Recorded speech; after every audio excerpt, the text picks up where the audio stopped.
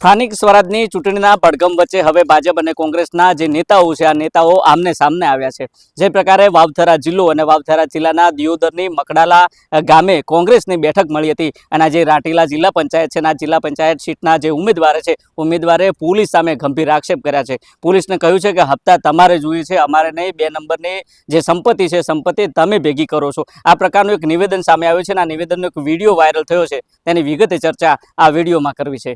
વૈષ્ણવજન તો તેને કહીએ જે પીડ પરાઈ જાનાને રે। નમસ્કાર, હું છું દિનેશ ઠાકોર। નવજીવન ન્યૂઝમાં આપનું હાર્દિક સ્વાગત છે।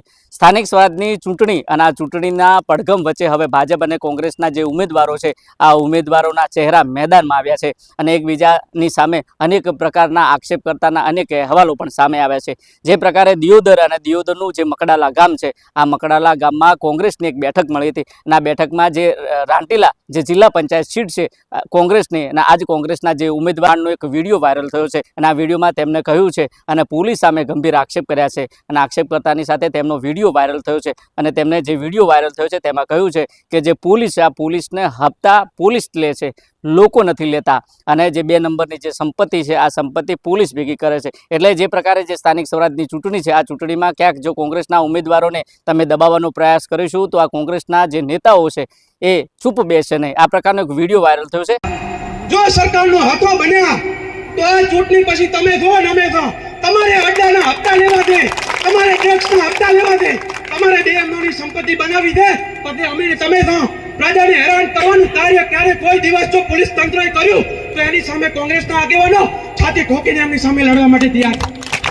તમે જિજ્ઞાસ મેવાણીને દબાઈ શકવાનો પ્રયત્ન કરો, તમે કોંગ્રેસના આગેવાનોને દબાવવાનો પ્રયત્ન કરો, એ ક્યારે આ બનાસકાંઠાની વાવ થરાદની ધરતી કોઈ દાડો સ્વીકારે નહીં। આ વાવ અને થરાદની ધરતીની અંદર તો પ્રેમ, ભાઈચારો, સમાન તો એકબીજાની માટે ભાવના એ પસંદ કરે છે।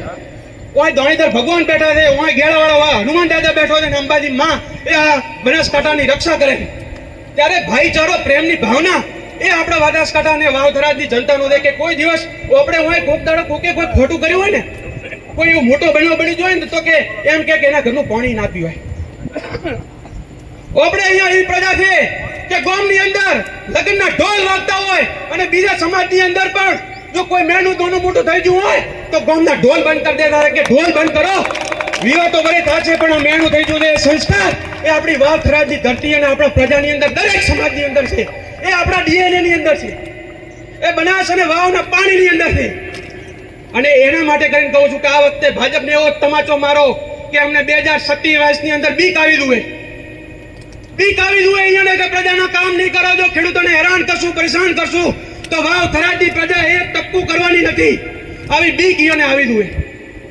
જો તે પ્રકારે જે કોંગ્રેસના ઉમેદવાર રાંટીલા જિલ્લા પંચાયતના જે ઉમેદવાર અને બેઠક મકડાલા ગામમાં મળી હતી અને જે આ બેઠક મળી ત્યાં બેઠકમાં પોલીસ સામે ગંભીર આક્ષેપો કર્યા હતા। જે પ્રકારે તેમણે કહ્યું કે જે પોલીસ છે આ પોલીસ જે શાસન કરનારું જે પક્ષ છે, જે સરકાર છે તેમનો હાથો બને છે અને ક્યાંક ને ક્યાંક જે કોંગ્રેસના નેતાઓ છે આ નેતાઓને દબાવવાનું કામ કરે છે। ત્યારે બીજી બાજુ જે પોલીસ છે આ પોલીસ ખુલ્લેઆમ હપ્તા લે છે, 2 નંબરની સંપત્તિ પોલીસ ભેગી કરે છે અને બીજી બાજુ કોંગ્રેસના ઉમેદવારોને દબાવવાનો પ્રયાસ કરે છે અને આવનાર જે સ્થાનિક સ્વરાજની ચૂંટણી છે આ ચૂંટણીમાં ક્યાંક ને ક્યાંક આ હેરાન પોલીસ દ્વારા કરવામાં આવશે તો અમે ચૂપ બેસીશું નહીં, સાંખીશું નહીં। આ પ્રકારનું નિવેદન સામે આવ્યું છે।